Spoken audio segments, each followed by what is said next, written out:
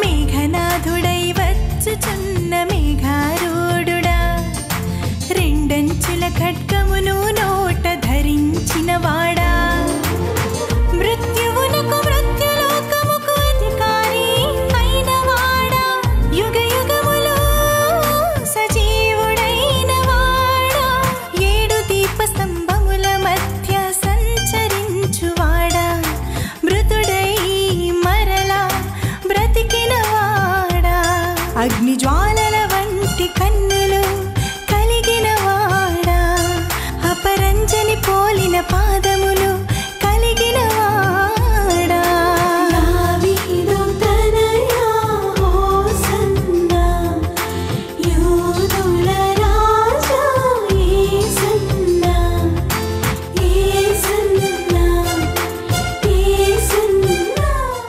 యేసు నామంలో మీకు శుభములు సమృద్ధిగా కలుగునుగాక. మధురం నీ వాక్యం అనే కార్యక్రమానికి స్వాగతం.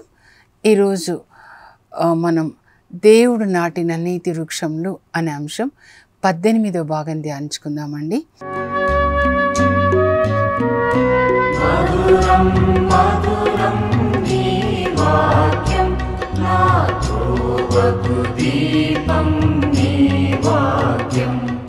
ఈరోజు మనము తృతీయ యెషయాను గురించి ధ్యానించుకుందామండి. నిజానికి యెషయా గ్రంథాన్ని 3 ప్రవక్తలు రాస్తారండి. 3 వేర్వేరు కాలాల్లో, అలాగే వేరే ప్రాంతాల్లో అన్నమాట. ప్రథమ యెషయా యెరూషలేములో ప్రవచిస్తాడండి 40 సంవత్సరాలు. ఆ తర్వాత యూదులు బాబిలోనియా ప్రవాసానికి కొనిపోబడతారండి నెబుకద్నెజర్ రాజు చేత. అక్కడ వాళ్ళు 70 సంవత్సరాలు ప్రవాసంలో ఉంటారు. ఆ ప్రవాస చివరి కాలంలో రెండవ యెషయా ప్రవచిస్తాడండి. ఈయన మొదటి యెషయాకి శిష్యుడు అని మరి బైబిల్ పండితులు చెప్తారండి. అదే స్పిరిట్తో అన్నమాట ఆయన ప్రవచిస్తాడు.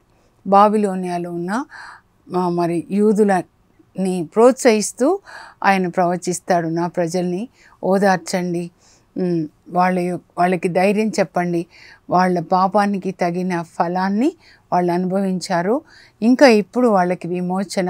ఎవరి ద్వారా విమోచన అంటే యేసుక్రీస్తు ద్వారా విమోచన అన్నమాట మనందరికీ. తర్వాత వాళ్ళు బాబిలోనియా ప్రవాసంలో 70 సంవత్సరాలు ఉన్న తర్వాత మళ్ళీ తిరిగి వస్తారండి. తిరిగి వచ్చిన తర్వాత క్రీస్తుపురం 537లో తిరిగి వస్తారనమాట. అప్పటి నుంచి 520 వరకు అంటే దాదాపు 17 సంవత్సరాలండి. మూడవ యెషయా ప్రవచిస్తాడు. ఈయన రెండవ యెషయాకి శిష్యుడని. మొదటి యెషయాకి శిష్యుడు రెండవ యెషయా, రెండవ ఆయనకి శిష్యుడు మూడో ఆయన అన్నమాట. ఈ మూడవ యెషయా ప్రవచనంలో ముఖ్యమైన అంశం ఏంటంటే, ప్రవాసం నుండి తిరిగి వచ్చినటువంటి యూదులు ధర్మశాస్త్రం ప్రకారం జీవించాలి అని బోధిస్తాడండి. అందరూ కూడా దేవుడు మన నుంచి కోరుకునేది ఏంటంటే, మనము ఆయన బిడ్డలుగా ఉండాలి అని అంటే మనం ఆయన చెప్పిన ఆజ్ఞల్ని పాటించాలండి. రెండే దేవుడు మన నుంచి కోరుకునేది. 2 basic requirements that God wants from us is to listen and to obey. వాక్యాన్ని, ఆయన ఇచ్చిన వాక్యాన్ని లేదా ఆజ్ఞల్ని వినాలి, ఆ తర్వాత దాన్ని మనం పాటించాలి అన్నమాట. ఈ రెండు, సరేనా? అయితే ఈయన ప్రవచనంలో ముఖ్యమైనది ఏంటంటే, యూదులు ధర్మశాస్త్రం ప్రకారం జీవించాలి. ఈ మూడో భాగం యెషయా 56వ అధ్యాయం నుంచి 66 వరకు, అంటే 11 అధ్యాయాలు ఉంటాయండి. ముందు 56లో 1-2 వచనాలు నేను చెప్తాను. కొంచెం టచ్ చేద్దామండి, ఓకేనా? నేను ఎట్లా చెప్తానంటే, ప్రభు నన్ను నడిపించే విధానము వాళ్ళకి బ్రీఫ్గా సారాంశం చెప్తే అప్పుడు వాళ్ళు చదువుకున్నప్పుడు వాళ్ళకి అర్థమయ్యేలాగా అన్నమాట. ఏం చెప్తారంటే 3 మాటలండి. యెషయా 56లో 1-2 వచనాలు జాగ్రత్తగా మీరు చదవాలి. మీరు నీతి న్యాయములను పాటించండి, సత్వరమే నేను మిమ్మల్ని రక్షిస్తాను. మీకు రక్షణ కావాలా, స్వస్థత కావాలా, జయం కావాలా, మీరు నీతిగా జీవించండి, న్యాయంగా జీవించండి. అప్పుడు వెంటనే మీరు అడిగిన వాటికి నేను జవాబిస్తాను. మీకు ఆరోగ్యం కావాలా, లేకపోతే మీ పిల్లల విషయంలో వాళ్ళు దారి తప్పి ఉన్నారా, విడుదల కావాలా త్రాగుడు నుంచి, లేకపోతే వివాహాల, ఏది మీకు కావాలన్నా కండిషన్ దేవుడు ఏం చెప్తున్నారంటే నీతిగా జీవించండి. అందుకే దేవుడు నాటిన నీతి వృక్షంలు అన్నమాట. దేవుడు ఈ లోకంలో నీతి వృక్షాలుగా మనల్ని నాటుతున్నాడు. సైతాన్ కూడా అవినీతి వృక్షాలని నాటుతున్నాడు. కానీ మనం నీతి ఫలాల్ని ఫలించాలన్నమాట. అలా ఫలించిన వాళ్ళ గురించి ఇప్పుడు మనం చదువుకుంటున్నాం. మీరు నీతి న్యాయాన్ని పాటించండి, నేను మిమ్మల్ని రక్షిస్తాను. రెండవది ఏంటంటే మీరు విశ్రాంతి దినం అపవిత్రము చేయక దాన్ని పరిశుద్ధపరచండి, అప్పుడు నేను మిమ్మల్ని దీవిస్తాను. మూడవది ఏంటంటే మీరు చెడు కార్యములకు పాల్పడక ఉండండి. చెడు చేయకండి, ఎవరికి కూడా మాటల ద్వారా క్రియల ద్వారా చెడు చేయకండి, అప్పుడు నేను మిమ్మల్ని ఆశీర్వదిస్తాను. 3 మాటలండి. అందుకే మీరు రాసుకోనండి. ముందుగా ఏమంటున్నారంటే నీతి న్యాయాన్ని పాటించండి, సత్వరమే మిమ్మల్ని రక్షిస్తాను. ఎందులోంచి రక్షించాలో మీరు అడుగుతున్నారు కదా. ఈ అనారోగ్యం వద్దు, అప్పుబాధలు వద్దు, ఈ త్రాగుడొద్దు, ఇవన్నీ పోవాలంటే నీతి న్యాయాన్ని పాటించండి. రెండవది ఏంటంటే మీరు విశ్రాంతి దినాన్ని అపవిత్రం చేయొద్దు, దాన్ని పరిశుద్ధపరచండి. యెషయాలోనే మనం చదువుకున్నాము 58వ అధ్యాయంలో, ఇప్పుడు చదువుకోబోతున్నాం అన్నమాట. 58లో దేవుడు ఏం చెప్తారంటే 13, 14 వచనాలండి. మీరు విశ్రాంతి దినమును పరిశుద్ధపరచండి. నా పరిశుద్ధ దినమున మీ ప్రయాణము, పని, ముచ్చట్లు చెప్పుకొనుట, వ్యాపారం చేయటం మానేసి దానిని దేవునికి ప్రతిష్ఠిత దినంగా పరిశుద్ధంగా దేవాలయంలో సంఘంగా ఆరాధన చేసి ఇంటికి వచ్చి కుటుంబంగా కూడా ప్రార్థన చేసుకొని పేదవాళ్ళకి అన్నం పెట్టి మీరు పరిశుద్ధపరచండి. ఆ విధంగా మీరు దేవుణ్ణి గౌరవించండి. ఆదివారము దేవునికి ప్రతిష్ఠిత దినం, అంటే it's dedicated to the lord అన్నమాట.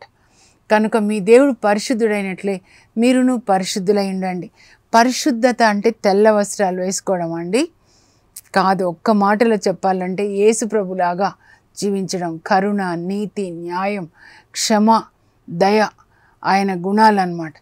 అది ఆ స్వభావాన్ని మనం కలిగి ఉండడం అన్నమాట. యేసు ప్రభుని మాదిరిగా ఇచ్చారు తండ్రి దేవుడు, మనం ఆయనని పోలి జీవించాలని.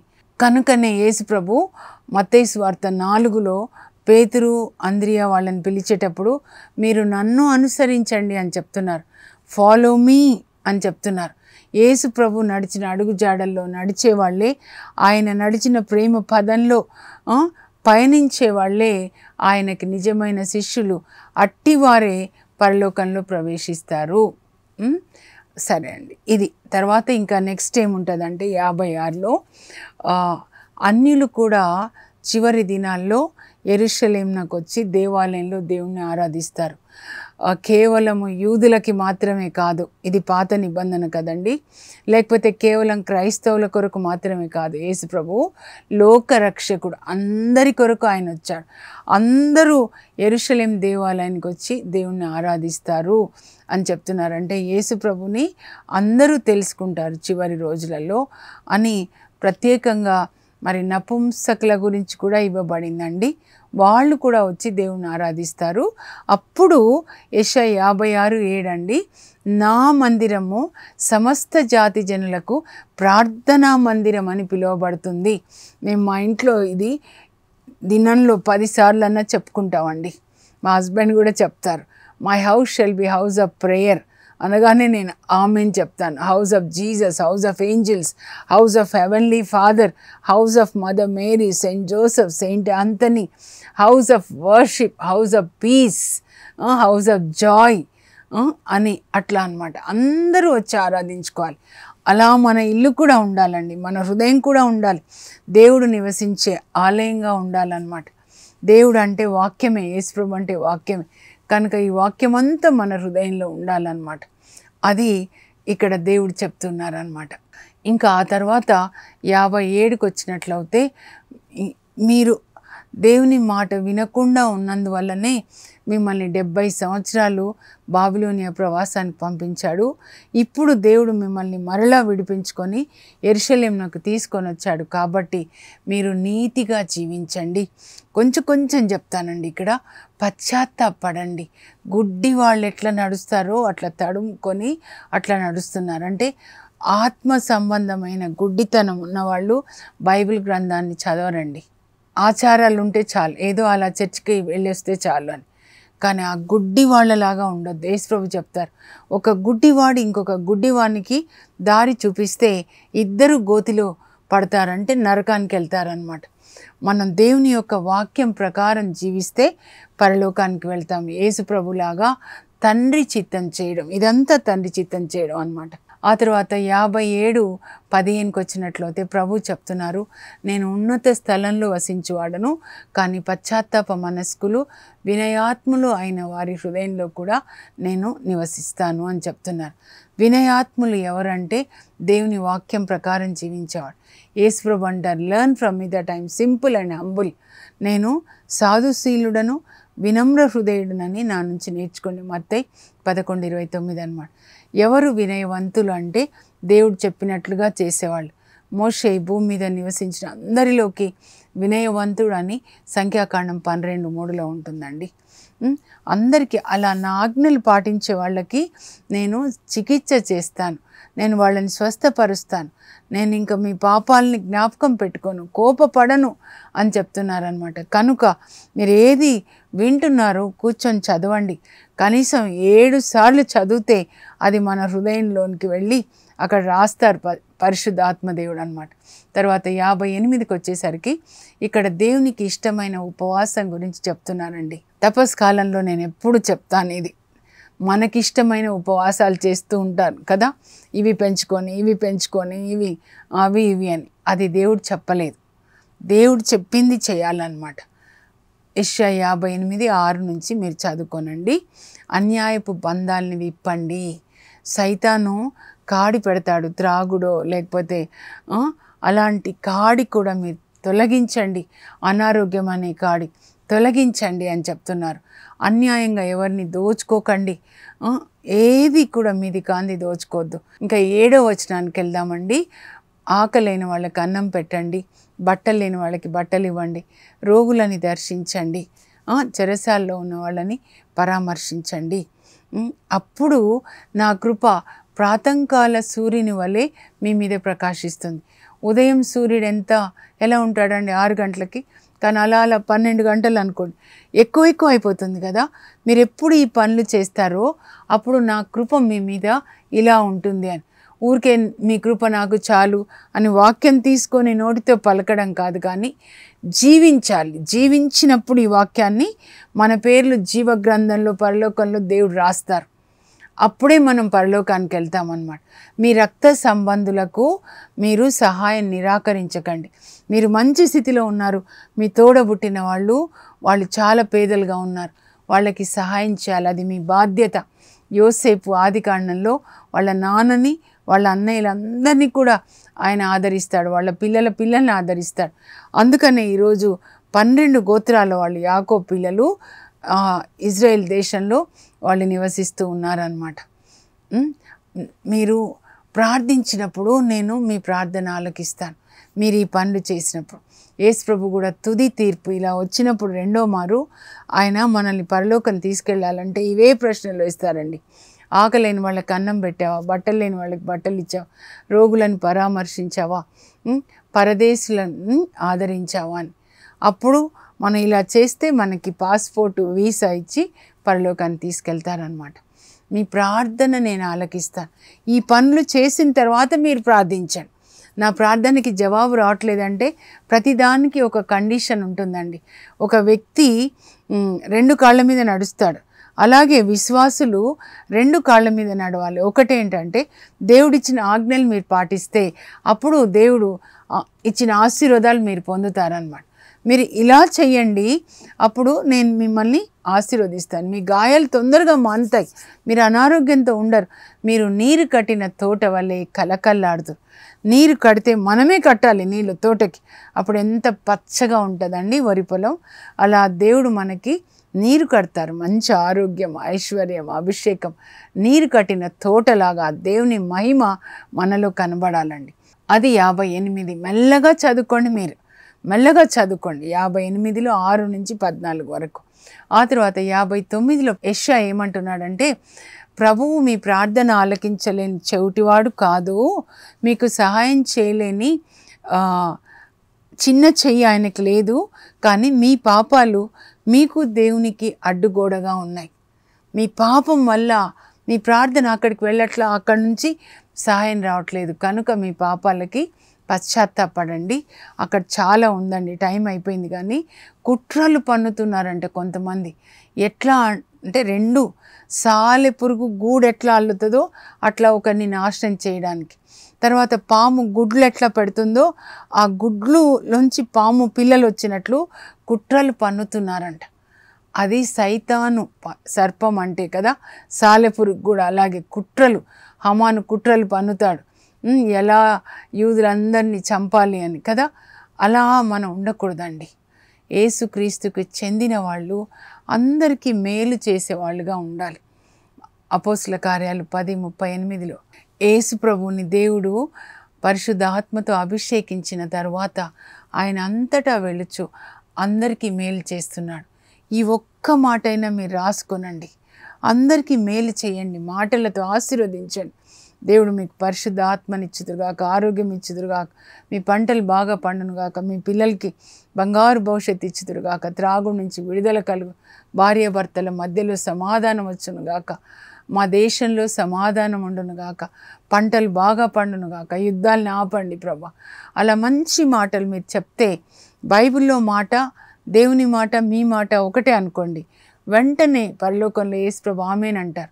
మీకు శాంతి కలుగునుగాక, నాకు ఇష్టమే మీకు స్వస్థత కలుగునుగాక, నా ప్రేమిత్రుడా నీ ఆత్మ వర్ధిల్లుచున్న ప్రకారం నువ్వు శారీరకంగా కూడా వర్ధిల్లి అన్ని విషయాల్లో శారీరకంగా సుఖముగా ఉందుగాక.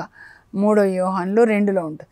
దేవుని మాట మీ నోటితో పలకండి, పరలోకంలో యేసు ప్రభు ఆమేన్ అంటారు, తండ్రి దేవుడు దాన్ని చేస్తారు. కనుకనే మీ నోరు, let your mouth be full of grace, full of blessings అన్నమాట. ఆ తర్వాత 60వ అధ్యాయానికి వచ్చినట్లయితే అక్కడ సియోను లెమ్ము ప్రకాశించు అని చెప్తున్నారు. నీవు ప్రకాశించాలి, దేవుని యొక్క ముఖకాంతి నీ మీద ప్రకాశించునుగాక. ఆ ప్రకాశం ఏంటంటే దేవుని యొక్క వాక్యమేనండి, దేవుని యొక్క నీతి అన్నమాట. బాప్తిస్మ యోహాన్ గురించి యేసు ప్రభు చెప్తారు, ఆయన చీకటిలో మండుచున్న ఒక కాగడలాగా మండాడు. ఈ అవినీతి అనే లోకంలో చీకటి, లంచాలు, ఎట్లా దోచుకోవడాలు, ఎట్లా అవినీతితో సంపదలు కూడబెట్టుకోవాలని మనుషులు స్వార్థం, అసూయ ఉన్న లోకంలో నీతి అనేటటువంటి దీపం కాగడలాగా నువ్వు ప్రకాశించాలి. ఇదే దేవుని యొక్క చిత్తం నీ విషయంలో. నీవు లోకమంతా చీకటి, కానీ నీ లోపల మాత్రము యేసుప్రభు యొక్క వాక్యం ఉందన్నమాట. ఈ యేసుప్రభు యొక్క వాక్యం ఏంటి? వెలుగు. ఆయన వాక్యం వెలుగులో మనం నడవాలి. నీ వాక్యం నా పాదములకు దీపము, నా త్రోవకు వెలుగు. ప్రతి మాట, ప్రతి ఆలోచన, ప్రతి క్రియ దేవుని యొక్క వాక్యం ప్రకారం ఉండాలి. అప్పుడు భూమి అంతా చీకటి, కానీ నీవు ఒక కాగడలాగా ప్రకాశించినప్పుడు ప్రజలు, జాతులు, రాజులు నీ వెలుగు యొద్దకు వస్తారంట. అంటే అంతరంగ పురుషుడు, శరీరం మట్టే కనుక ఈ శరీరం కాదు కావాల్సింది, తలుకు బెలుకులు కాదు, అవి నమ్మరానివి, మోసకరం అంట. ఈ బాహ్య పురుషుడు శరీరంతో అపవిత్రంగా వస్త్రధారణ చేసుకున్నప్పుడు ఏవి అట్రాక్ట్ అవుతాయంటే డీమన్స్ అట్రాక్ట్ అవుతాయి. కానీ పరిశుద్ధ ఆత్మని, పరిశుద్ధమైన యేసుప్రభు వాక్యం మనలో ఉన్నప్పుడు అంతరంగంలో దీపం, మనలోని అంతరాత్మ దేవుడు పెట్టిన దీపం. నీవు అట్లా మెరుస్తున్నప్పుడు, when your inner man is full of glory, people, nations will come to you. అలా వస్తారండి ఎలీషా దగ్గరికి రాజులు, మేమేం చేయాలని అడుగుతారు, ప్రజలు వస్తారు. ఎలీషా అట్లా వెలిగాడనమాట. అలా నువ్వు ప్రకాశించాలి. లోకమంతా చీకటి ఉండని, నీ చుట్టూ ఉన్నవాళ్ళు అవినీతి పరులుగా ఉండొచ్చు, లంచగొండులుగా ఉండొచ్చు, చీకటి పనులు చేస్తుండొచ్చు. నువ్వు ఒక స్కూల్లో, హాస్పిటల్లో, ఎక్కడ పనిచేస్తున్నావో, కోర్టులో, ఎక్కడ ఉన్నా సరే చుట్టూ ఉన్నటువంటి ప్రజలకి నువ్వు ఒక వెలుగు, నీతి అనేటటువంటి వెలుగు దీపంగా నువ్వు ప్రకాశించాలి. అది అండి 60వ అధ్యాయంలో ప్రభు చెప్తున్నారనమాట. అప్పుడు ఎప్పుడైతే నువ్వు ప్రకాశిస్తావో నీ ద్వారాలు నిరంతరం తెరిచి ఉంటాయంట. అందరూ నీ దగ్గరకు వస్తారంట. నిన్ను సదా సంతోషకరమైన దానినిగా ప్రభు పిలుస్తారంట. మనలో నీతి ఉన్నప్పుడు నీతి వలన శాంతి, శాంతి వలన సంతోషం వస్తుందండి. ఇవి 3 మనలోకి పరిశుద్ధాత్మ వచ్చినప్పుడు నీతి వాక్యం ప్రకారం నడిపించి, దేవుని రాజ్యం అంటే తినుట త్రాగుట కాదు, అది సైతాన్ రాజ్యం. తినాలి, త్రాగాలి, డబ్బు సంపాదించాలి, ఎలాగైనా సంపాదించాలి, ఆ తర్వాత కోర్టు కేసులు, తలనొప్పి, ఇవన్నీ అన్నమాట. అలా అవినీతి పరులకు, దుష్టులకు శాంతి లేదని యెషయా 57:21 రాస్తారు. కానీ నీతిమంతులకు ఎప్పుడూ శాంతి ఉంటుందన్నమాట. అది చెప్తున్నారు. అప్పుడు నీ ద్వారాలు ఎప్పుడూ తెరిచే ఉంటాయమ్మా. అందరూ నీ దగ్గరికి వస్తారు. ఆ తర్వాత నీకు ఇంకా వేరే వెలుగు అవసరం లేదు.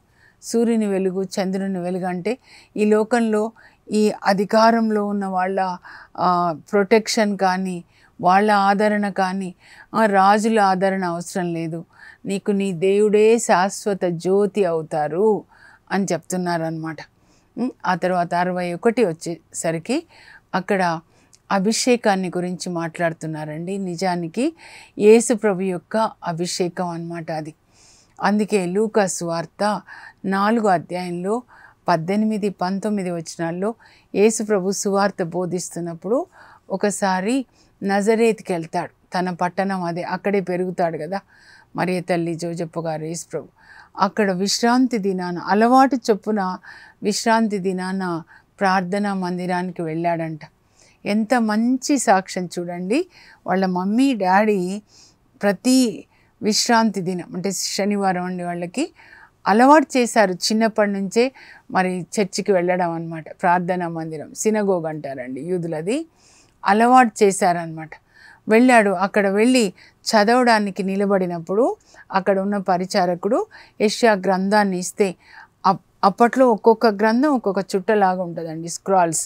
యెషయా గ్రంథాన్ని ఇస్తే 61వ అధ్యాయంలో 61 వచనం ఇదే చదువుతాడనమాట. ప్రభు అయిన యావే నన్ను తన ఆత్మతో అభిషేకించాడు, పేదలకు సువార్త బోధించడానికి, గ్రుడ్డి వారి కన్నులు తెరవడానికి, చెరలో ఉన్న వారిని విడిపించడానికి, అనుగ్రహ వత్సరాన్ని ప్రకటించడానికి, శోకించు వారికి బుగ్గికి బదులుగా పూలదండనిచ్చుటకు ఆయన నన్ను అభిషేకించాడు అని యేసుప్రభు చదివి ఆ విశ్రాంతి దినాన అది మళ్ళా పరిచారకునికి ఇచ్చేసి ఆ గ్రంథం చుట్ట ఈ వాక్యం, ఈ లేఖనము అంటే రిటర్న్ వర్డ్ అన్నమాట. లేఖనము, స్క్రిప్చర్ అంటే రిటర్న్ వర్డ్. ఈ లేఖనం, యెషయా రాసినటువంటి ఈ లేఖనము ఈరోజు నా విషయంలో నెరవేరింది అని చెప్తాడనమాట. యెషయా మరి యెరూషలేంలో రాస్తాడండి. ఎప్పుడు రాస్తాడంటే క్రీస్తు పూర్వం చెప్పాను కదా, 537 నుంచి 520 వరకు. ఇప్పుడు యేసుప్రభు పుట్టినప్పుడు క్రీస్తు శకం కదా, ఇది చదివేటప్పుడు క్రీస్తు శకం 27 అన్నమాట. అప్పుడు చెప్పింది యేసుప్రభు కొరకు ఇప్పుడు నెరవేరింది అని చెప్తాడనమాట.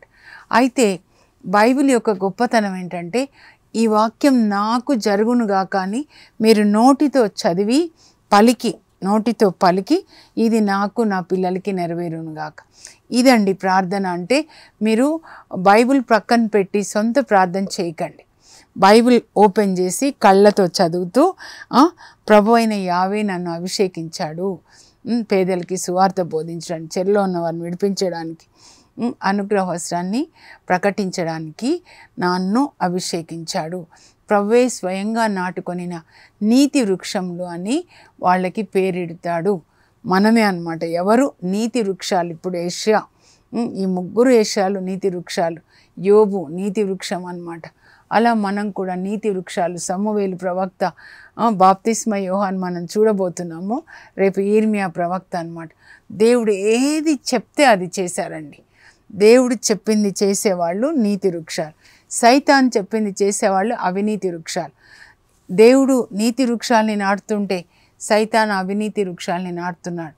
దేవుడు మనల్ని నీతి వృక్షాలుగానే సృజించాడు, కానీ మనం అలా కాకూడదు అన్నమాట. ఆ తర్వాత ఈ నీతి వృక్షాలకి ఎక్కువ అవమానాలు వస్తాయంటండి. 2 అంతలుగా అవమానం పొందారు, రెండంతలుగా రెట్టింపు ఘనత నేను మీకు ఇస్తాను. తర్వాత 62 కూడా మీరు చదివితే, ఇదిగో నేను యెరూషలేము పక్షంన మాట్లాడకుండా ఉండలేను. యెరూషలేము చీకటిలో మెరిసే దీపంలాగా ఉంది, కానీ ఇప్పుడు ఆ యెరూషలేము ఎవరంటే నీవే అన్నమాట. నీవు నీతితో ప్రకాశించే దీపం అంట. దేవుడు నిన్ను అలా ఒక నీతి అనే దీపంగా చుట్టూ అవినీతి లోకానికి నిన్ను కానుకగా ఇచ్చారనమాట. అలా నువ్వు ఉన్నప్పుడంట ఎవరైతే నీతి దీపంలాగా ప్రకాశిస్తారో వాళ్ళు దేవుని చేతిలో కీర్తి కిరీటంలాగా ఉంటారంట. దేవునికి ఆనందదాయిని అని పిలుస్తారంట. హెప్సిబా వరుడు తన కన్యను చూసి ఆనందించినట్లే నీ దేవుడు నీతి వృక్షమైన నిన్ను, నీతి దీపమైన నిన్ను చూసి ఆనందించి నిన్ను వివాహం చేసుకుంటాడు అని 62 అధ్యాయంలో ఉంటుందండి. ఇంకా 65 చెప్తానండి, టైం అయిపోయింది. 65లో 17వ వచనం నుండి, యేసు ప్రభు 1000 ఏళ్ల పాలనలో అందరూ కూడా చిరుతపుల్లి, ఆవు, దూడ కలిసి మేస్తాయంటే అందరూ ప్రేమగా ఉంటారనమాట. ఇంకా ఒకరు దుష్టులుగా ఒకరు నీతిమంతులుగా కాకుండా అది అక్కడ రాయబడిందండి. ఇంకా 66లో ఆకాశం నా సింహాసనం, భూమి నా పాదపీఠము, మీరు నాకేంటి దేవాలయం కడతారు, నేను మీలోనే ఉంటాను. పశ్చాత్తాప మనస్సు కలిగి వినయాత్ములై నా మాటలకు విధేయత చూపించే వాళ్ళని నేను ఆశీర్వదిస్తాను అని ప్రభు చెప్తున్నారు.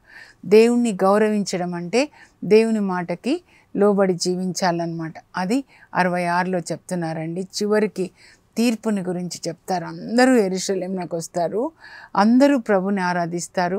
ఆయనని ఆరాధించిన వాళ్ళని యేసు ప్రభు పరలోకానికి తీసుకెళ్తారు.